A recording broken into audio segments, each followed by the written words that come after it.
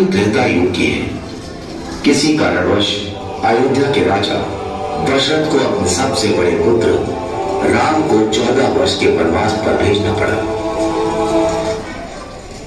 राम, मैं तुम्हें 14 वर्ष के वनवास पर भेजता हूं। जैसी आपकी आज्ञा पिताजी, मैं शीघ्र ही वनवास के लिए चला जाऊंगा। लेकिन उनकी पत्नी सीता उनके बगैर अकेली नहीं रह सकती थी, इसलिए उन्होंने राजा दशरथ से कहा, पिताजी, जब मेरे पति ही नहीं होंगे तो मैं इस महल में रहकर क्या करूंगी? कृपया मुझे भी इनके साथ वनवास जाने की अनुमति दीजिए। और फिर लक्ष्मण ने भी कहा, पिताजी, मुझे भी भैया राम के साथ जाने की अनुमति दीजिए, क्योंकि राम के बिना लक्ष्मण कुछ भी नहीं है। सीता और लक्ष्मण की विनती सुनकर राजा दशरथ ने कहा, समय मुझे तो मेरे राम से दूर कर रहा है, किंतु मैं तुम्हें तुम्हारे प्रिय राम से दूर नहीं कर सकूंगा। इसलिए मैं तुम्हें राम के साथ जाने की अनुमति देता हूं। कुछ दिनों पश्चात राजा सब कुछ सही चल रहा था। फिर एक दिन सुर्पनखा नाम की राक्षसी वहां से गुजर रही थी। तभी उसने राम और लक्ष्मण को देखा और सोचने लगी, ये दोनों तो अत्यधिक सुंदर हैं और बहुत बलशाली भी ज्ञात होते हैं। मैं इनमें से ही किसी एक से विवाह करूंगी। ये सोचकर उसने अपनी राक्षसी शक्तियों से एक सुंदर स्त्री का रूप धारण किया और वो राम लक्ष्मण के पास गई। पहले वो राम के पास गई और बोली, हे तेजस्वी युवक, मैं आपके रूप और सौंदर्य से बहुत प्रभावित हूँ और आपसे विवाह करना चाहती हूँ। किंतु मेरा विवाह तो हो चुका है और मेरी पत्नी भी मेरे साथ है। तुम विवाह का प्रस्ताव मेरे अनुज लक्ष्मण के पास ले जा सकती हो। वो इस वन में अकेला है।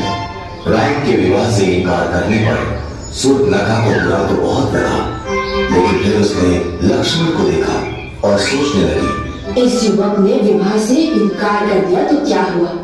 इसका भाई लक्ष्मण भी इसी की तरह दिखता है। मैं लक्ष्मण से ही विवाह करूंगी। ये सोचकर वो लक्ष्मण के पास गई। हे तेजस्वी युवक, मैं आपके सौंदर्य से बहुत प्रभावित हूँ और आपसे विवाह करना चाहती हूँ।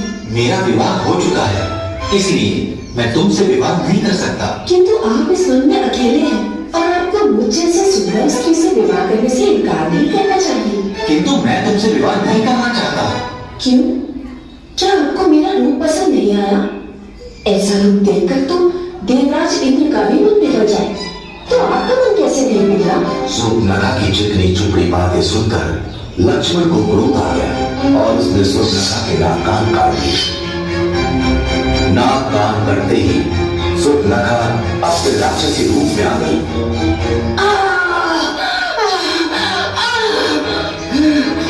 राम लक्ष्मण ने उसका ये राक्षसी रूप हैरान रह गए। भैया, ये तो एक राक्षसी है, मैं अभी इसका वध कर देता हूँ। नहीं लक्ष्मण, इसे जाने दो।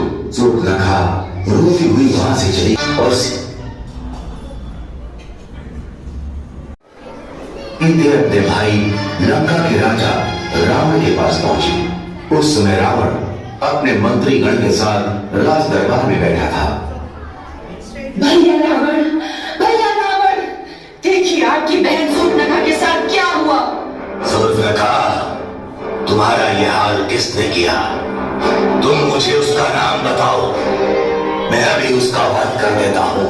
भैया, वन में दो भाई राम और लक्ष्मण रहते हैं, उन्हीं में से एक ने मेरे कान और नाक काटे हैं। तुम यही रुको, मैं अभी उसका सर धड़ से अलग करके लाता हूँ। नहीं भैया, उन्होंने एक स्त्री का अपमान किया है, इसीलिए इसका प्रतिशोध भी आपको ऐसे ही लेना होगा। क्या मतलब? मतलब ये कि उन दोनों भाइयों के साथ एक अत्यंत सुंदर स्त्री भी है। आप उसका हरण कर लीजिए। सीता का हरण होने से राम वैसे ही मर जाएगा